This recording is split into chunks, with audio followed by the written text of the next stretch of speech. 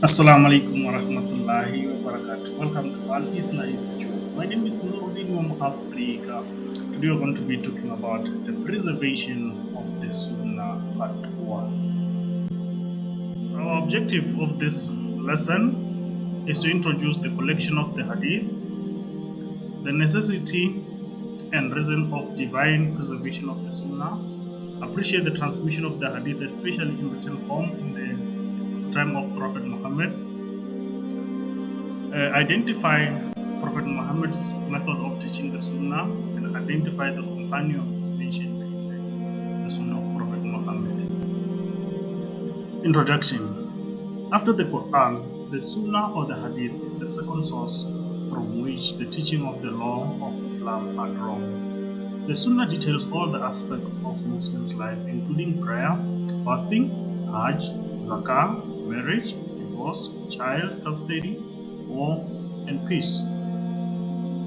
Someone who embraced Islam then, just as today, is in need of the Quran and the Sunnah. Just as a Muslim is required to accept and follow the Quran, a Muslim is bound to accept and act on the Hadith of the Prophet. May peace and mercy of Allah be upon him. The divine preservation of the Sunnah. Allah the Exalted says in the Quran, "Indeed, it is we who send down the reminder, and indeed we will be its guardian." This verse, the reminder, refers to anything that Allah has revealed, both the Quran and the Sunnah. Allah promises to protect the Quran and the Sunnah. The Quran is the final revelation and Prophet Muhammad, may peace and mercy of Allah be upon him, is the final prophet of Allah. The first stage of the collection of the Hadith, transmission of the Hadith during the Prophet's lifetime. The transmission of the practices and saying of the Prophet from one person to another took place in written and oral form during his lifetime. In fact, the Prophet himself used to give instruction with regard to the transmission of what he taught. There is a strong historical evidence that whenever a person embraced Islam, the Prophet used to send them one or more of his companions who not only taught them the Quran but also explained to them how the injunctions of the books and the practices were supposed to be carried out. That is the Sunnah. The Sunnah was therefore recognized as affording guidance in the religious matters in the lifetime of the Prophet. He used to teach Sunnah primarily in three ways. Firstly, his verbal teaching. The Prophet himself was the teacher of the Sunnah. To facilitate memorizing and understanding for his companions, he used to repeat important things twice. After teaching his companions, he used to listen to what they have learned.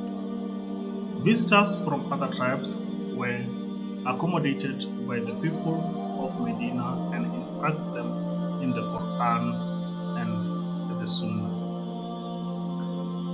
The second one is detection of scribes. The Prophet is estimated to have 45 scribes who wrote for him extensively. He used to write letters to kings, rulers, tribal leaders, Muslim governors. Some of them contained legal matters like zakat, taxation, and form of worship.